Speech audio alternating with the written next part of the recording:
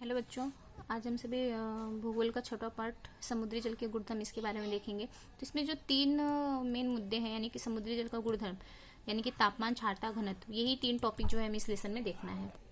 ठीक है, तो यही तीन मुद्दे जो है हमें यहाँ पे देखना है। तो चलो स्टार्ट करते हैं। तो सबसे पहले यहाँ पे क्वेश्चन थोड़ा याद करेंगे। यहाँ पे सबसे पहले जो क्वेश्चन दिया गया कि संसार में सबसे बड़ा जल संचय कौन सा है। तो संसार में सबसे बड़ा जो जल संचय है वो है प्रशांत महासागर। प्रशांत महासागर सबसे बड़ा महासागर है, तो वहाँ पे जल संचय सबसे ज्यादा है। तो वहाँ पे सबसे बड़ा जल संचय प्रशांत महासागर है। दूसरा है सागरी जल खारा क्यों होता है। जो भूपृष्ठ के जो क्षार होते हैं वो पानी के माध्यम से नदियों के माध्यम से समुद्र में आते हैं। फिर समुद्र का पानी तो वाष्प बन के उड़ जाता है वहां पे, ठीक है, और जो क्षार है वहीं पे बच जाता है। ठीक है, तो जिसकी वजह से सागरी जल खारा होता है। ठीक है, अभी हमारे यहाँ पे सबसे पहला टॉपिक कौन सा, तापमान देखते हैं। अभी यहाँ पे देखो दो क्वेश्चन भी दिए गए हैं। यही क्वेश्चन का जो स्पष्टीकरण है यहाँ पे दिया गया है, लेकिन ये क्वेश्चन हमें यहाँ पे नहीं देखना है, वो कट है। लेकिन स्पष्टीकरण हम देखते हुए चलेंगे, है ना, पढ़ेंगे तो सभी। ठीक है, ये तो समझ में नहीं आने वाला है। ठीक है, तो इसको पॉइंट वाइज पढ़ना है। तो यहाँ पे सबसे पहले क्या बताया गया कि तापमान ही समुद्री जल का महत्वपूर्ण गुणधर्म है। ये तो बता दिया गया, तीन गुणधर्म यहाँ पे बताया गया, तापमान, क्षारता और घनत्व। तो तापमान ये समुद्री जल का गुणधर्म है।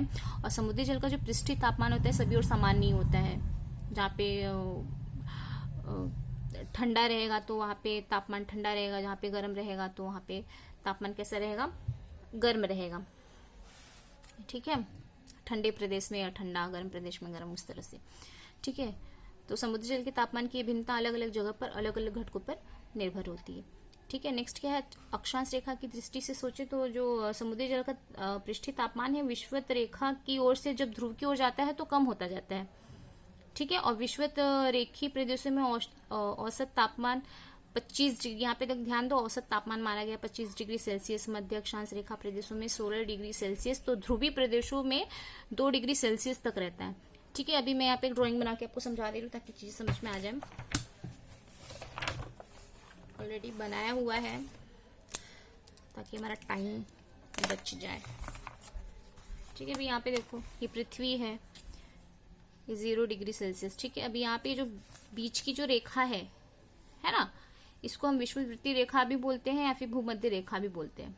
ठीक है, और ये उत्तरी ध्रुव है, ये दक्षिणी ध्रुव है।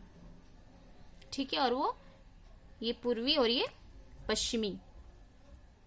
समझ में आ रहा है कि नहीं। यहाँ पे, यहाँ से अगर हम 23 degree Celsius, sorry 23.5 degree Celsius आगे की तरफ जाएंगे तो यहाँ पे क्या है, कर्क रेखा है। और इतना ही अगर हम यहाँ पे नीचे आएंगे तो यहाँ पे क्या है, मकर रेखा है। ठीक है, और यही जो पूरा क्षेत्र है ना, इतना समझ में आ रहा है आपको, यही जो इतना पूरा क्षेत्र है इसे हम उष्णकटिबंधीय क्षेत्र कहते हैं। ठीक है, ये सब आएगा ऐसे नाम बीच बीच में कि उष्णकटिबंधीय क्षेत्र, कर्क रेखा, मकर रेखा, विषुवत रेखा, तो आपको पता होना चाहिए, इसलिए मैं यहाँ पे बता रही हूँ।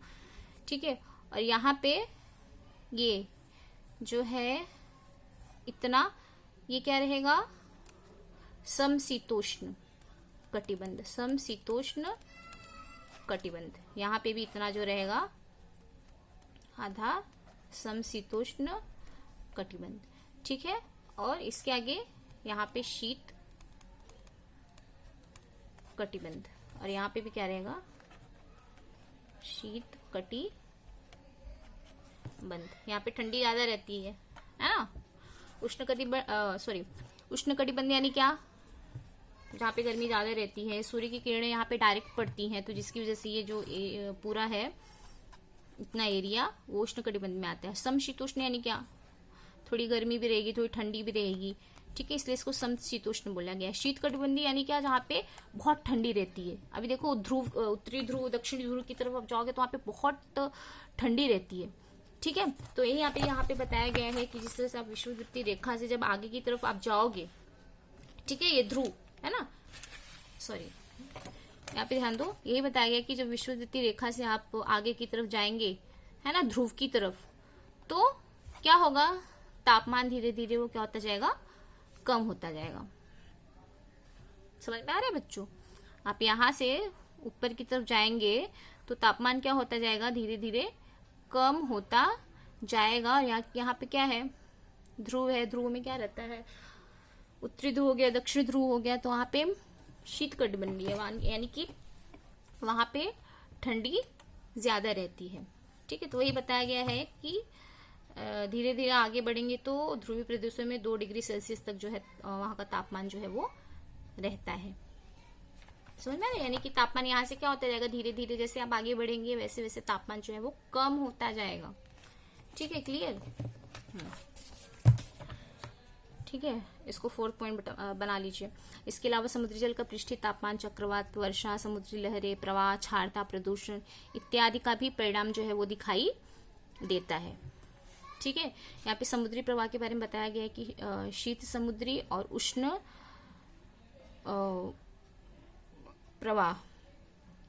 ठीक है, शीत समुद्री प्रवाह यानी क्या, जहां जिस क्षेत्र से शीत समुद्री प्रवाह बहते हैं उस क्षेत्र में समुद्री जल का जो पृष्ठीय तापमान रहता है वो हमेशा कम रहता है। यहाँ पे ध्यान दो, शीत समुद्री प्रवाह यानी कि तापमान क्या रहेगा, ठंडा है तो तापमान क्या रहेगा, कम रहेगा। उष्ण प्रवाह है तो वहां पे तापमान क्या रहेगा, ज्यादा रहेगा। समझ में आ रहा है कि नहीं? ठीक है ना, क्लियर हुआ थोड़ा बहुत? चलो आगे बढ़ते हैं। ये तो हमें देखना नहीं है, ये एक्टिविटी करनी नहीं है, पर ये हमें देखना है। अभी यहाँ पे क्या बताया गया कि समुद्री सतह से अधिकांश जो सूर्य किरणें होती हैं वो क्या होती हैं, परावर्तित होती हैं, है ना। परावर्तन, रिफ्लेक्शन, यहाँ आई फिर यहाँ से रिफ्लेक्ट हुई। ठीक है, लेकिन कुछ सूर्य किरणें ऐसी होती हैं जो समुद्र तल तक पहुंच जाती हैं। समझ में आ रहा है ना। लेकिन समुद्र तल तक पहुंच जाती हैं, परिणामतः क्या होता है कि गहराई जैसे जैसे बढ़ती जाती है वैसे वैसे जो सूर्य की उष्णता है यानी कि जो सूर्य की गर्मी है वो क्या होती है, कम हो जाती है। समझ में आ रहा है कि नहीं? धीरे धीरे जो सूर्य की किरणें जब नीचे जाएगी एकदम गहराई में तो उसकी जो उष्णता है वो क्या हो जाएगी, कम हो जाएगी, जिससे समुद्री जल के तापमान में 2000 मीटर गहराई के बाद कमी होती जाती है और 2000 मीटर गहराई के बाद समुद्री जल का तापमान सर्वत्र एक समान दिखाई देता है। ठीक है, इसके बाद यहाँ पे क्या होता है, स्टेबल हो जा रहा है। ठीक है, तो तापमान, समुद्री जल का तापमान कैसा दिखाई दे रहा है, एक समान दिखाई देता है। ध्रुवीय प्रदेश से विषुवत रेखा प्रदेश तक सर्वत्र 4 डिग्री सेल्सियस तक रहता है। गहराई अनुसार समुद्री जल का जो तापमान है साधारणतः 4 डिग्री सेल्सियस तक कम होता है। उसी कारण अधिक गहराई वाला समुद्री जल कभी भी जम नहीं जाता है। अभी देखो गहराई में 4 डिग्री, जो ध्रुवीय प्रदेश से लेकर विषुवत रेखा प्रदेश तक जो भी वहां का जो ये है तापमान है वो 4 डिग्री सेल्सियस तक रहता है, जिसकी वजह से एक समान होने की वजह से जो पानी है वहां का नीचे का जमता नहीं है। समझ में आ रहा है कि नहीं? और आप देखोगे कभी कभी तो ऊपरी सतह वगैरह जम जाता है, लेकिन जो नीचे का यहाँ पे सतह बताया गया है वो वहां पे जमता नहीं है। ठीक है, विषुवत रेखा। ठीक है, उसी तरह से यहाँ पे बताया गया कि विषुवत रेखा के पास जो समुद्री जल का तापमान है उसमें गहराई के अनुसार ज्यादा अधिक परिवर्तन दिखाई देता है और वहीं ध्रुवीय प्रदेशों में तापमान में कम अंतर दिखाई देता है। ठीक है, नेक्स्ट यहाँ पे पॉइंट क्या बताया कि भूवेष्टित समुद्र और खुले समुद्र। भूवेष्टित समुद्र यानी क्या, इनलैंड सी होता है, यानी कि एक लिमिटेड ही जगह में रहता है, अगल बगल सब लैंड यानी कि ठीक है, यानी कि जो जगह है उसको लिमिटेड ही मिली हुई है, वो पूरा खुला हुआ नहीं है। यहाँ पे खुला समुद्र यानी समुद्र कितना लंबा चौड़ा रहता है ना, हमें कभी कभी उसका पता भी नहीं चलता है, इतना दिखता ही नहीं है ना, शुरू कहाँ से हुआ है खत्म कहाँ से हुआ है। तो भूवेष्टित समुद्र यानी क्या कि लिमिटेड उसके लिए जगह है। ठीक है, और उसी जगह में वो बना हुआ, मतलब वो समुद्र है। ठीक है, तो अगर इनके दोनों तापमान की तुलना की जाए यानी कि भूवेष्टित समुद्र और खुले समुद्र, तो इनके भी तापमान में जो है विविधता दिखाई देती है। भूवेष्टित समुद्र की क्षारता अधिक होने के कारण समुद्री जल का तापमान खुले समुद्री जल के तापमान की अपेक्षा क्या होता है, हमेशा अधिक होता है। यानी क्या है, जो भूवेष्टित समुद्र का जो तापमान है वो ज्यादा होता है और जो खुले जो समुद्र होते हैं उनका तापमान क्या होता है, कम होता है। ठीक है, आप पढ़ोगे एक दो बार तो आपको समझ में आ जाएगा। नेक्स्ट टॉपिक क्या है, क्षारता। ठीक है, तो इसमें सबसे पहले बताया गया, अभी यहाँ पे देखो जो भी क्वेश्चन दिया जा रहा है ना उसका सारा आंसर आपके भौगोलिक स्पष्टीकरण में ही है। ठीक है, तो सबसे पहला क्वेश्चन क्या है कि सागर जल के पानी का स्वाद नमकीन किस कारण होता है, क्योंकि इसमें क्षार की मात्रा होती है ना, क्षारों के संचयन के कारण जो है सागर जल के पानी का जो स्वाद है नमकीन होता है। सागर जल के पानी में क्षार की मात्रा अधिक होने का क्या कारण है? अभी देखो ये जो तापमान हो गया, ठीक है, भूवेष्टित समुद्र का स्वरूप हो गया, खुले समुद्र का स्वरूप हो गया, ठीक है, ये मीठे जल की आपूर्ति, ठीक है, ये सबका जो असर है वो यहाँ पे दिखता है, ठीक है। मतलब ये सबका असर जो इन पे पड़ता है और उसके हिसाब से ही जो है सागर जल के पानी में क्षार की मात्रा अधिक होने का ये सब रीजन जो है होता है, ठीक है। सागर जल के क्षारों का हमें क्या उपयोग होता है, क्या उपयोग होता है आपको तो पता ही है, ठीक है। अभी ये सबसे पहले ये है कि नमक क्षार के माध्यम से हमें नमक प्राप्त होता है, साथ ही साथ क्या रहता है, यहाँ पे देखो, यहाँ पे ध्यान दो, बताया भी गया है कि क्षारता के कारण समुद्री जल की जो उत्प्लावकता है, तैराव बढ़ती है और जिसकी वजह से इसका लाभ जल यातायात के लिए उपयुक्त होता है, ठीक है। तो ये सब फायदे होते हैं। सागर जल के क्षार हमें कैसे प्राप्त होते हैं, कैसे प्राप्त हो सकते हैं, कैसे प्राप्त हो सकते हैं? नमक का उपयोग भोजन में करते हैं हम, ठीक है, औषधियों और रसायनों को तैयार करने में किया जाता है, ठीक है। इसके अलावा बर्फ बनाने तथा भोजन को यथास्थिति बनाए रखने के लिए भी जो है इसका उपयोग जो है वो किया जाता है, ठीक है। अभी इसका स्पष्टीकरण यहाँ पे बताया गया है कि हम जो भी भोजन लेते हैं उनमें नमक का उपयोग किया जाता है, ठीक है। विविध रसायन औषधि तैयार करने के लिए भी नमक का उपयोग किया जाता है, ठीक है। इसके अलावा पदार्थ अधिक दिन तक अच्छा रखने के लिए भी हम नमक का उपयोग करते हैं, बर्फ बनाने के लिए भी नमक का उपयोग किया जाता है, ठीक है। नमक क्षारों के माध्यम से हम समुद्री जल के क्षार इकट्ठा करते हैं और क्षारता के कारण समुद्री जल की तैराव यानी कि उत्प्लावकता बढ़ती है, उसका लाभ जल यातायात के लिए उपयुक्त होता है। उत्प्लावकता यानी क्या, तैराव, समझ में आ रहा है कि नहीं, यानी कि जल्दी उसमें ऐसे कुछ ये जो जहाज वगैरह है जो जल यातायात के लिए जाते हैं वो जल्दी डूबते वहां पे नहीं है, तो उसका वहां पे वो फायदा होता है, समझ में आ रहा है कि नहीं। तो ये सारे फायदे यहाँ पे दिखाई दे रहे हैं, ठीक है। अभी यहाँ पे बताया गया है करके देखिए, करके देखिए में यहाँ पे क्या करना है आपको 3 इस तरह से बाउल लेने हैं, इफ पॉसिबल देन करिए, ठीक है। अभी तो बारिश हो रही है लेकिन अगर पॉसिबल है तो ये करके मुझे बताइए। 3 बाउल लेना है, तीनों बाउल में पानी डालना है, ठीक है, ठीक है। एक बाउल में पानी डालकर उसको क्या करना है, सूर्य की रोशनी में रखना है, ठीक है। और फिर आपको देखना है कि सूर्य के प्रकाश में रखने से उस पानी का क्या होता है, ठीक है।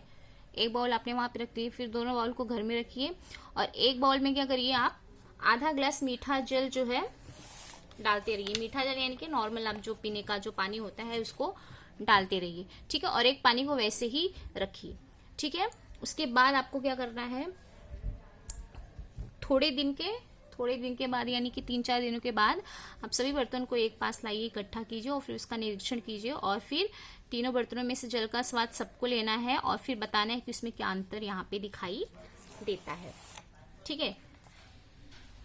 समझ में आ रहा है, यानी कि कौन से बर्तन का जल कम अथवा अधिक हुआ है, उस बर्तन के जल का कम अथवा अधिक होने का क्या कारण है, या फिर इस बर्तन के जल का खारेपन की मात्रा कम अथवा अधिक होने का क्या कारण है, ये आपको जो है क्वेश्चन उसका आंसर आपको देना है, ठीक है। अभी यहाँ पे ध्यान दो,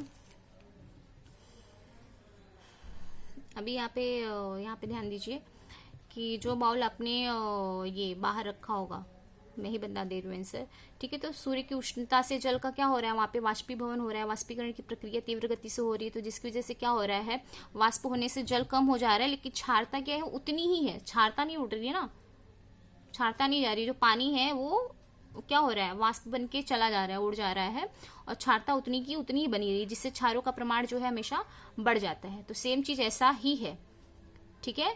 सूर्य की उष्णता से जल का वाष्पीभवन होता है और वाष्प होने से जल कम हो जाता है, लेकिन क्षारता वहां पे नहीं जाती है, क्षारता का जो प्रमाण है उतना का उतना ही रहता है, ठीक है, क्लियर।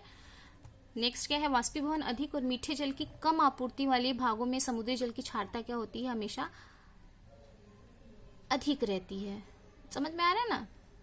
अभी जो ये आपने प्रयोग किया या फिर अगर आप करेंगे ये प्रयोग, तो इसकी तुलना हम किससे कर रहे हैं, समुद्र से कर रहे हैं, समुद्र जल से, ठीक है। जल के वाष्पीभवन की क्रिया कम और मीठे जल की आपूर्ति अधिक मात्रा में रहने वाले समुद्री जल के भागों में क्षार क्या होगा, कम पाया जाएगा, यानी कि जो दूसरा वाला बाउल था ठीक है, उसमें नॉर्मल पानी था, फिर आपने उसमें उसमें आपने पानी रखा था, फिर उसमें आपने मीठे पानी डालना शुरू किया, तो जिसकी वजह से उसमें जो क्षार की मात्रा है वो क्या रहेगी, कम रहेगी। समझ में आ रहा है कि नहीं। और जो नेक्स्ट क्या है, जल का वाष्पीभवन कम और मीठे जल की आपूर्ति भी कम हो, ऐसे भागों में समुद्री जल की जो क्षारता में कोई विशेष अंतर दिखाई नहीं देता है। और जो तीसरा वाला बाउल था जो नॉर्मल, उसमें आपने कुछ भी नहीं किया, तो वो क्या है, बाउल एकदम नॉर्मल है, उसका भी जो टेस्ट है वो कैसा है, जैसा पहले था वैसा ही है, उसमें ज्यादा कुछ अंतर दिखाई नहीं दिया। समझ में आ रहा है, समझ में आया ना, क्लियर हुआ ना। ठीक है, कि यानी कि अगर हम फिर से इसको देखें तो इसमें हमें क्या पता चलेगा कि वाष्पीभवन अधिक होने से और मीठे जल की आपूर्ति कम होने से उस भाग में समुद्री जल की क्षारता क्या रहेगी, हमेशा अधिक रहेगी। ठीक है, और वाष्पीभवन की क्रिया भी कम हो और मीठे जल की आपूर्ति ज्यादा हो तो वहां पे क्षारता क्या रहेगा, कम रहेगा। ठीक है, और जल का वाष्पीभवन भी कम हो और मीठे जल की आपूर्ति भी कम हो, दोनों ही कम हो, तो उसमें कोई विशेष अंतर दिखाई नहीं देगा। ठीक है, चलो ये हमने क्या देखा, क्षारता का ही अभी ये वाला पॉइंट है, देखते हैं। अभी देखो ये भी जो है नहीं करना है आपको। ठीक है, ये जो समुद्री जल की क्षारता यहाँ पे दिखाया गया, ये भी नहीं करना है, लेकिन हमको ये देखना पड़ेगा इसका स्पष्टीकरण। नहीं देखेंगे तो समझ में कैसे आएगा। ठीक है, अभी यहाँ पे देखो, पृथ्वी के तापमान वितरण की असमानता, मीठे जल की आपूर्ति और उसकी असमानता आदि बातें समुद्री जल की क्षारता को प्रभावित करती है, जैसा कि आपने पिछला जो प्रयोग किया था उसमें देखा है ना। अभी यहाँ पे हम तो नेक्स्ट पॉइंट क्या है कि उष्णकटिबंध में तापमान क्या रहता है, उष्णकटिबंध मैंने बताया तापमान क्या रहता है, वहां पे अधिक होता है, तो वहां पे वाष्पीभवन की जो गति है ना, उष्णकटिबंध है, सूर्य के प्रकाश डायरेक्ट वहां पे पड़ रही है। ठीक है, तो वहां पे वाष्पीभवन गर्मी है। ठीक है, तो वाष्पीभवन की गति क्या होगी, ज्यादा होगी, और उसमें समुद्र जल की क्षारता भी क्या होगी, ज्यादा होगी, क्योंकि जो पानी है वो क्या हो रहा है, जल्दी वाष्प, ज्यादा से ज्यादा मात्रा में वाष्प बन के वो ऊपर चला जा रहा है। ठीक है, और वहां पे क्षारता तो जा नहीं रही, क्षारता वहीं पर है, तो जिसकी वजह से समुद्री जल की जो क्षारता है वो क्या होगी, वहां पे अधिक होगी। समझ में आ रहा है, क्लियर हुआ। ठीक है, तो अभी यहाँ पे दूसरा पॉइंट यहाँ पे देखिए कि विषुवत रेखा से साधारणतः 5 डिग्री उत्तर और 5 डिग्री दक्षिण अक्षांश रेखा के बीच में, मैंने अभी बताया था ना आपको, विषुवत रेखी प्रदेश पता चल गया था ना, विषुवत रेखा। ठीक है, उसे 5 डिग्री उत्तर और 5 डिग्री दक्षिण की तरफ जाएंगे तो वहां पे वो क्या है, एक्चुअली उष्णकटिबंधीय जो प्रदेश है उसके अंडर में आता है। तो ठीक है, तो वहां पे क्या बताया गया कि अधिक घने बादल छाए होते हैं और प्रतिदिन आरोही प्रकार की वर्षा होती है। ठीक है, अब आरोही प्रकार की वर्षा वहां पे होती है और उष्णकटिबंध के कांगो, अमेजोन जैसी बड़ी नदियां जो है महासागर में आकर मिल जाती हैं। ठीक है, अभी देखो मोस्ट ऑफ जो देश हैं वो आपके उष्णकटिबंधी में ही आते हैं। उष्णकटिबंध का जो प्रदेश है, जो क्षेत्र है, जो एरिया है ना, उसी में सारे देश लगभग आते हैं। समझ में आ रहा है कि नहीं। तो इसमें क्या है, क्या बताया गया कि कांगो और अमेजोन जैसी बड़ी नदियां जो है महासागर में मिलती है। अभी यहाँ पे देखो नदियां जो है यहाँ पे क्या रहेंगी, मीठे जल की आपूर्ति करेंगी किसमें, महासागर में। ठीक है, तो जो नदियां आके जो महासागर में मिल जाती हैं तो क्या हो गया, मीठे जल की आपूर्ति हुई। ठीक है, और फिर वहां पे जब तापमान से वाष्पीभवन की गति अधिक होती है तो उनके क्षारता का जो प्रमाण होता है वो साधारण रहता है, मतलब बहुत ज्यादा नहीं रहता है। क्यों नहीं रहता है, क्षारता अधिक नहीं रहती है, क्योंकि यहाँ पे ऐसे कांगो और अमेजोन जैसी बड़ी नदियां जो है आके महासागर में मिल गई। महासागर में मिलने की वजह से महासागर में मीठे जल की आपूर्ति पर्याप्त मात्रा में हो गई। जब पर्याप्त मात्रा में मीठे जल की आपूर्ति हो गई तो जब वहां पे वाष्पीभवन हो रहा है, ठीक है, तो जो भी पानी जो है वाष्प बन के ऊपर जा रहा है तो नीचे बहुत ज्यादा क्षार की मात्रा नहीं रहेगी, यानी कि जो प्रमाण रहेगा वो कैसा रहेगा, साधारण रहेगा, ठीक ठाक रहेगा। ठीक है, ठीक है, अभी आपको समझ में आया। अभी नेक्स्ट देखिए, मध्य अक्षांश रेखी पट्टी यानी कि 25 डिग्री सेल्सियस से 35 डिग्री सेल्सियस उत्तर और दक्षिण में वर्षा क्या होती है, कम होती है, जिसकी वजह से वर्षा कम होती है और नदियों से आने वाली मीठे जल की आपूर्ति भी क्या होती है, कम होती है।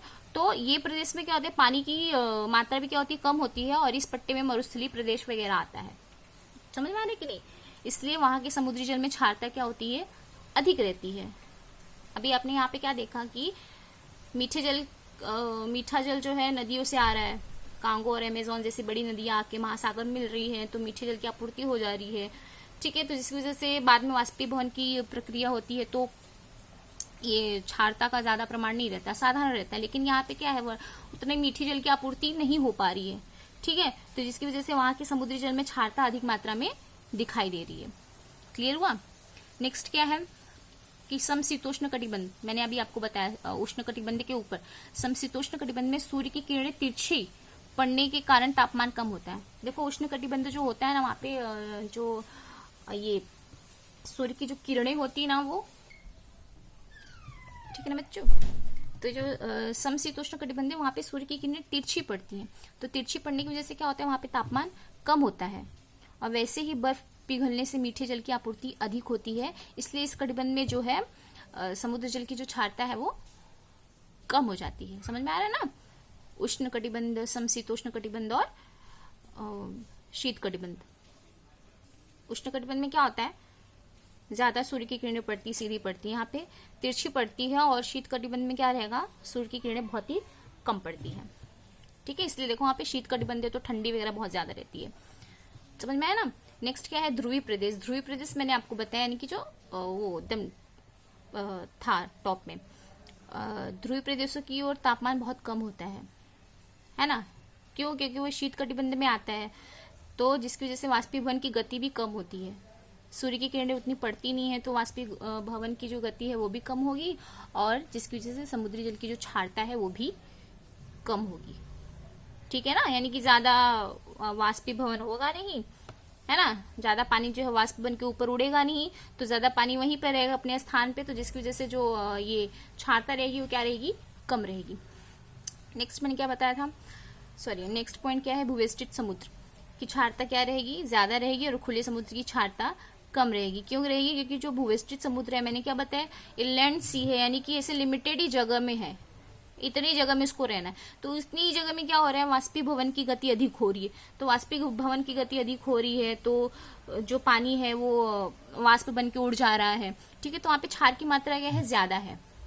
क्लियर बच्चों, ठीक है। और वही अगर हम खुले समुद्र की बात करें, खुला समुद्र बह रहा है ना, उसका बहाव भी ज्यादा है, और काफी दूरी तक वो फैला हुआ है, फैलाव काफी ज्यादा है। तो जिसकी वजह से जब वहां पे वाष्पीभवन की गति भी हो रही है, वाष्पीभवन की जब गति स्टार्ट हो रही है, ज्यादा भी हो रही है, तो हम अगर भूवेष्टित समुद्र से तुलना करेंगे तो वहां पे क्षारता की मात्रा क्या रहेगी, क्या रहेगी बताओ।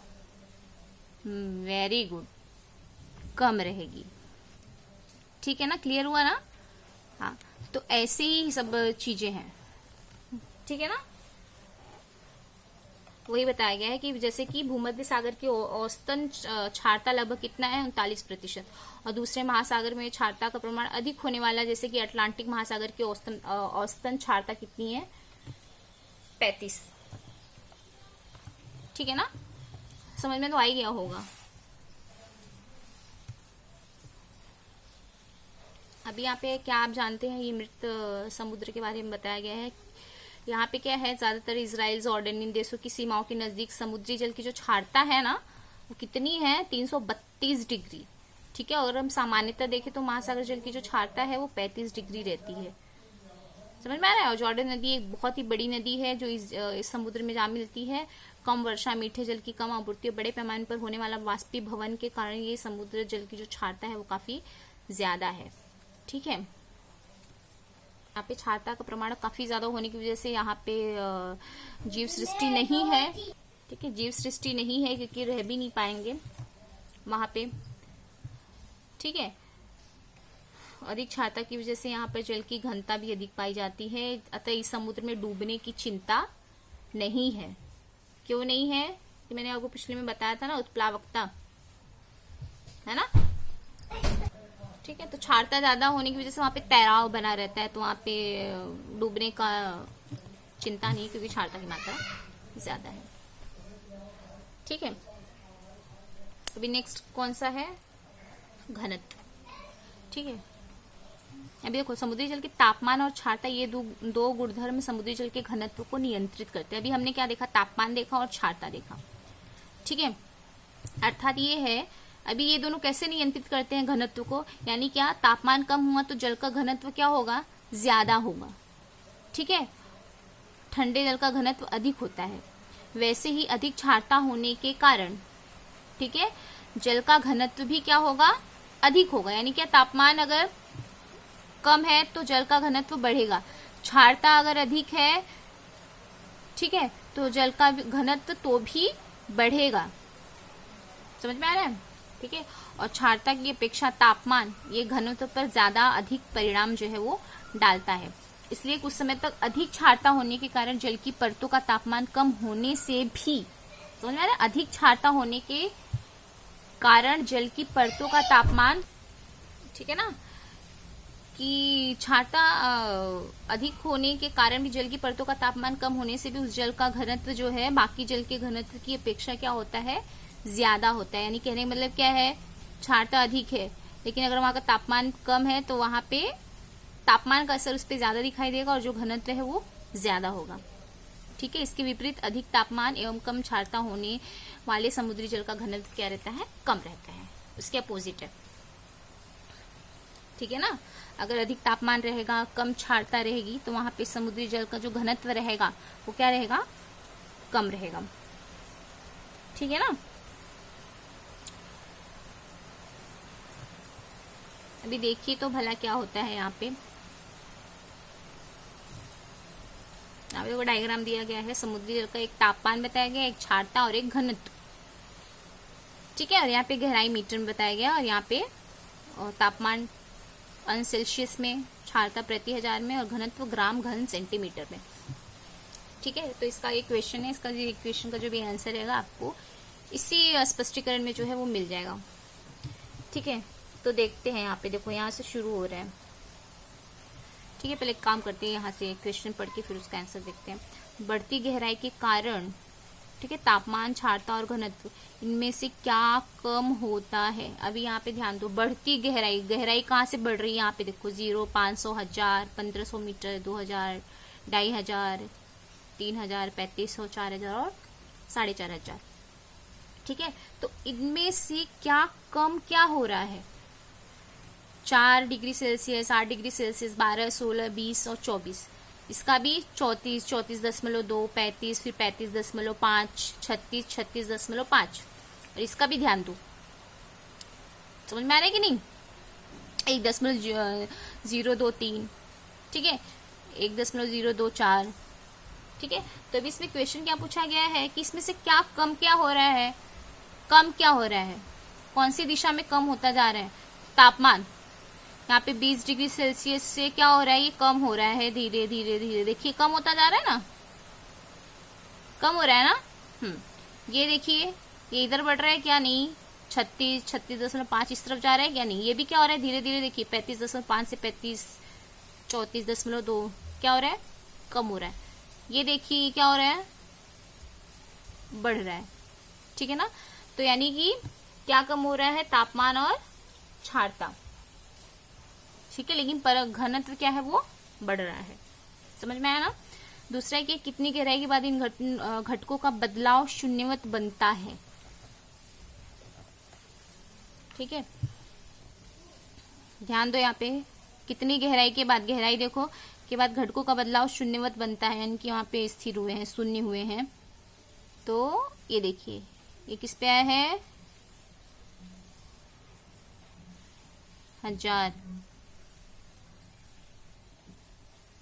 1000 पे। 1000 मीटर की गहराई के बाद समुद्री जल का जो तापमान है, क्षारता और घनत्व है, इन तीनों घटकों का जो बदलाव है वो शून्यवत होता है। कितनी गहराई तक इन घटकों में बदलाव की मात्रा अधिक होती है। ठीक है। कितनी गहराई के बाद देखा जाए तो ज्यादातर पृष्ठभाग से ही हम देखें, पृष्ठभाग से जो भी चेंजेस ज्यादा आना रहेगा तो आएगा। तो पृष्ठभाग से 500 मीटर की ही दूरी पर यही, ठीक है, इतने में ही जो है गहराई तक समुद्री जल का तापमान, क्षारता और घनत्व, इन तीनों घटकों में बदलाव की मात्रा सबसे ज्यादा होती है। और देखिए यही पे हुआ भी है बदलाव, है ना, जो भी हुआ। बाकी आप देखोगे तो सब क्या है, एक बराबर ही आपको दिखाई देंगे। ठीक है ना। इन तीनों घटकों का सहसंबंध स्पष्ट कीजिए। सहसंबंध कैसे स्पष्ट करेंगे, जो मैंने अभी आपको यहाँ पे बताया कि तापमान कम है तो जल का घनत्व बढ़ता है, क्षारता भी ये ज्यादा है तो घनत्व बढ़ेगा। समझ में आ रही कि नहीं। तो यही इसका क्या रहेगा, तीनों का सहसंबंध रहेगा। तो जैसा मैंने बताया वैसा आप यहाँ पे देखिए। ठीक है ना।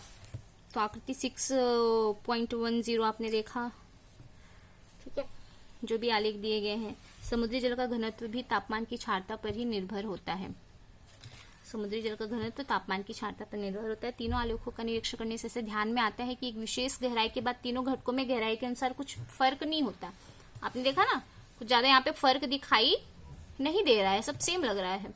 समुद्री पृष्ठ से साधारणतः 500 मीटर तक ही इसमें अंतर दिखाई देता है, जो मैंने आपको बताया है ना। देखो इसमें जो भी बदलाव आए हैं ना, यही टाइम में बदलाव आए हैं, ठीक है।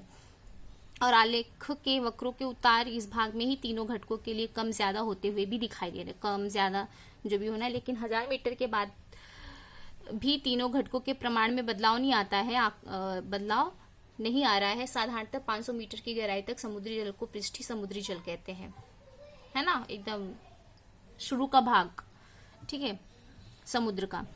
इस जल पर पवन, सूर्य प्रकाश, इन सब का जो परिणाम है वो दिखाई देता है, ठीक है। पृष्ठीय जल की हलचलें समुद्र प्रवाह के स्वरूप में देखने को मिलती है।